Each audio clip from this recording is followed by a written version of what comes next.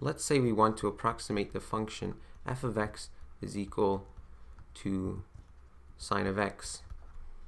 So I'm going to draw a little graph here.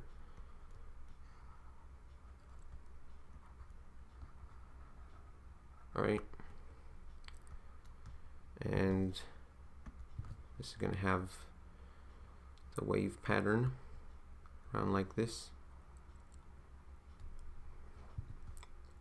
Let's say we want to approximate this curve around x equals 0, and technically it can extend beyond, using, say, a third degree polynomial like a cubic. So we're going to have g of x is equal to ax cubed plus bx squared plus cx plus d. Well, first of all, let's just take some info from sine of x. We want at 0 the value to be the same.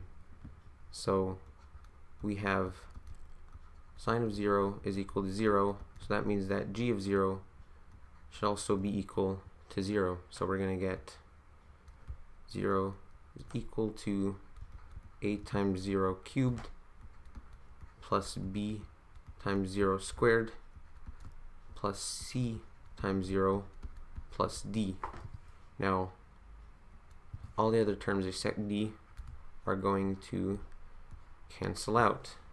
And from this, we know that d is going to be equal to 0. Let's take some more info. How about we also want the slope at 0 to be the same, basically the derivative. So first derivative of sine at 0 is just going to be cosine at 0, which is just going to be 1.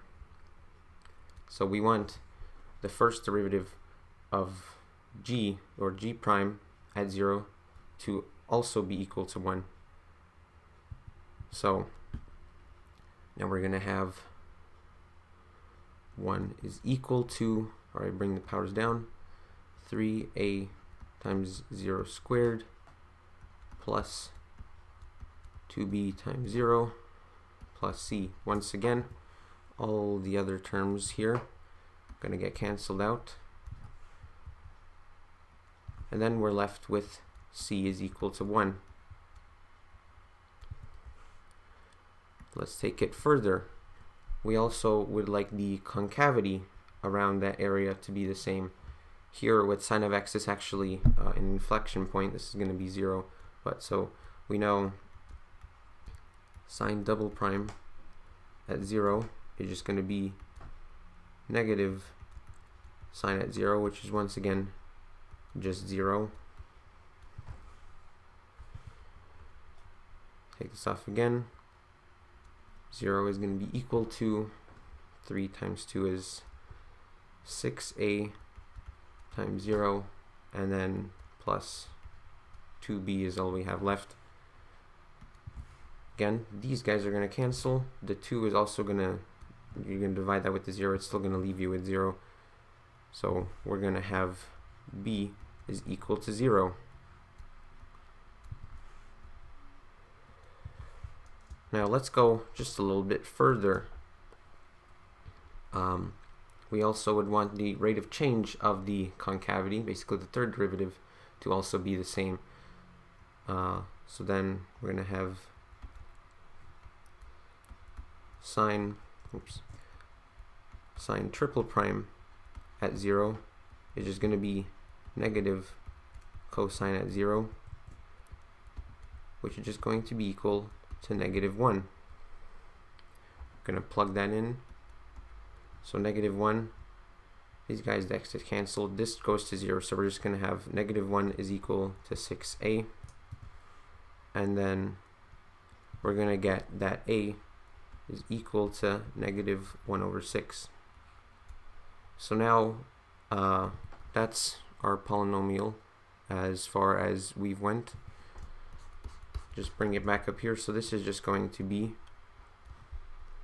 x minus x cubed over 6. And if we would like to look at this as an approximation next to the graph here, I'm going to do a rough kind of sketch on how it would look like. Basically, it's gonna come down something like this. Something like this.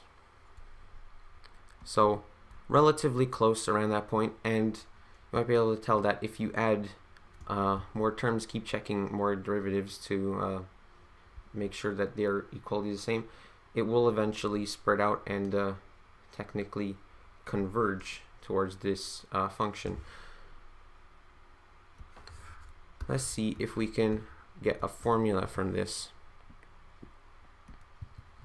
So, at least in this case, where it would basically converge. So we know that f of x is going to be f at 0.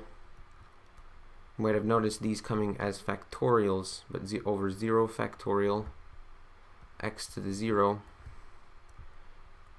and then plus f prime at 0 over 1 factorial x to the 1,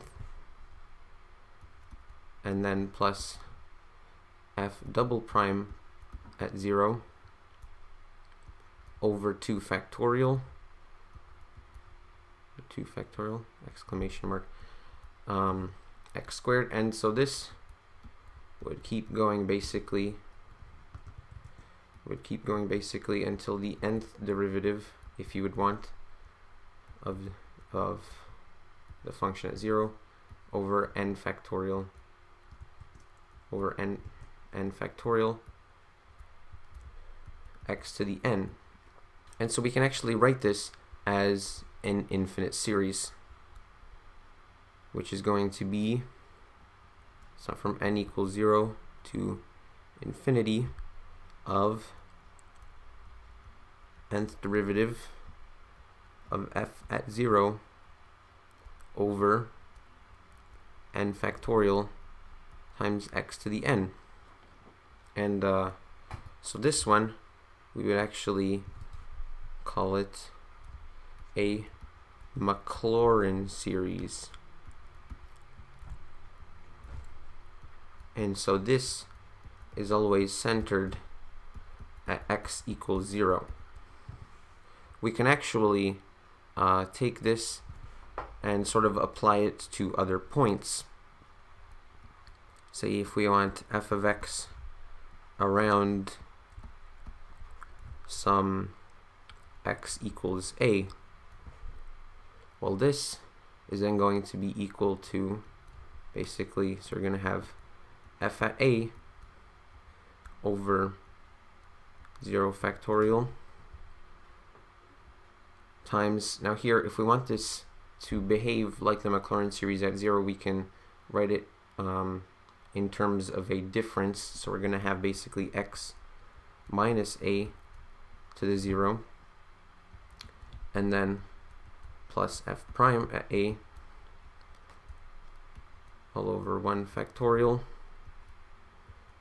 x minus a to the 1, and you can see this is just going to go basically the same way. We're going to have the nth derivative at a over n factorial x minus a to the n.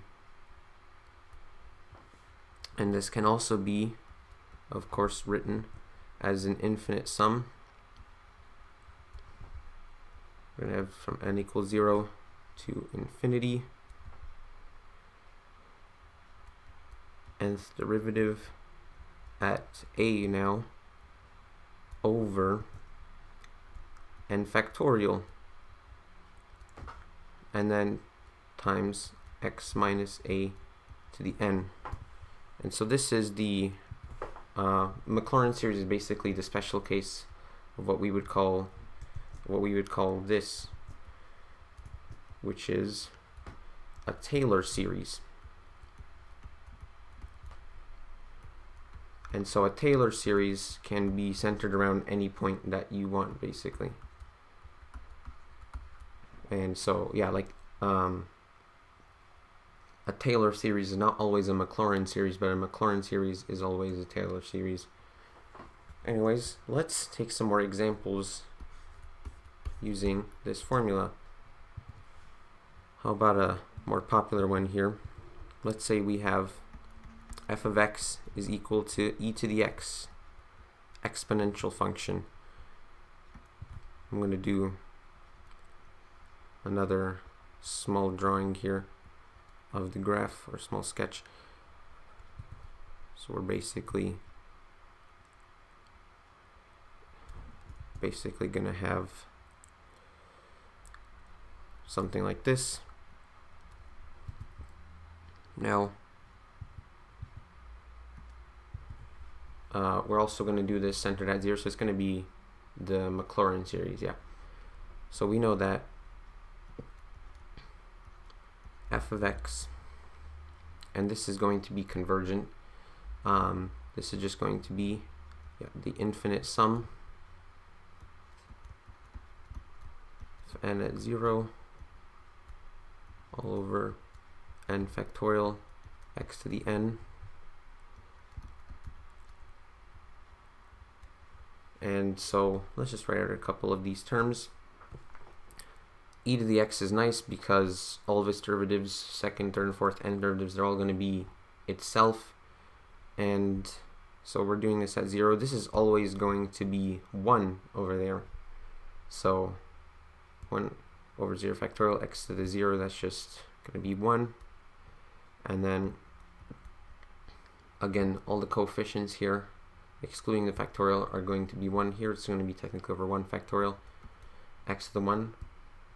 And then plus 1 over 2. So x squared over 2. And then here plus x to the 3 over 6. This is just 3 factorial on the bottom. And then plus x to the 4 over 24. And I'm going to add this quote-unquote last term over here, O of x to the 5. And this is basically a little sort of notational trick for, so meaning that when you go longer here, all the other terms are going to be at least a factor of x to the 5th power. And then as x approaches 0, these terms also approach 0 basically. And so technically you can continue this as far as you want, but the farther down you go, they become less and less kind of like significant. And we just kind of want to attach these to state that, well, it's going to keep on going, but they are not necessarily as impactful. Now I'm going to do, let's just show the approximation here, which is going to be pretty good. This is I went to a 4th degree polynomial here. It's going to be something like that basically. So it touches around this area basically. So now we're going to move on to something a little bit different. F of x is the natural log of x. Once again, I'm going to sketch out the graph. You'll see that this is a kind of special case of a Taylor series. We're going to have to do Taylor series at x equals 1, since at 0 it's undefined basically.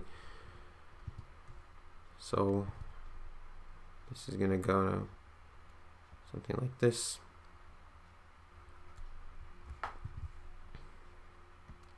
So now, again, so f of x is going to be around x equals 1, which is going to be the infinite sum, nth derivative at 1 over n factorial, and then x minus 1 to the n. And so this, I'm going to move over the equal sign here now. This is going to be a little bit longer. So if we take a look, natural log at 1, that is just going to be 0 over 0 factorial. That's 0 over 1, which is still 0, times x minus 1 to the 0, which is just 1. But 0 times anything is 0, so basically that term is not going to show up here. Then if we take a look at the derivative, that's going to be 1 over x. We have 1 over, that's going to be 1 over 1 basically, because 1 over 1 factorial, x minus 1 to the 1, so we're going to have x minus 1 as this term appearing here. I'm just going to put it in brackets here to kind of show that these come in the groupings. Then we're going to have the second derivative, which is negative 1 over x squared. Evaluated at 1, we're just going to get negative 1 over 2 factorial, which is minus 1 over 2, x minus 1 squared. And then we're going to get the third derivative, that's going to be 2 over x cubed, all at x equals 1, that's going to be 2, and then over 3 factorial is 6, but that is going to reduce to 1 over 3, x minus 1 to the 3. And so this pattern is actually going to continue. We're then going to have minus 1 over 4, x minus 1 to the 4. Going to attach the big O at the end, at least a factor of x minus 1 to the 5. And so if we actually take a look at the graph here, we're going to have is something approximately like this. Okay, and you can check this in a graphing software after if you want to. So it's going to converge under a kind of smaller area, and the further on you go, if you test these with more terms, it's not actually really going to go anywhere. It's not going to be able to converge to like the entire function itself. So natural log is one of the special functions here that is not like technically equal to any of its Taylor series, because basically the derivative information that you get around that point only spans like such a small amount, it doesn't propagate out very far. So it basically fails to converge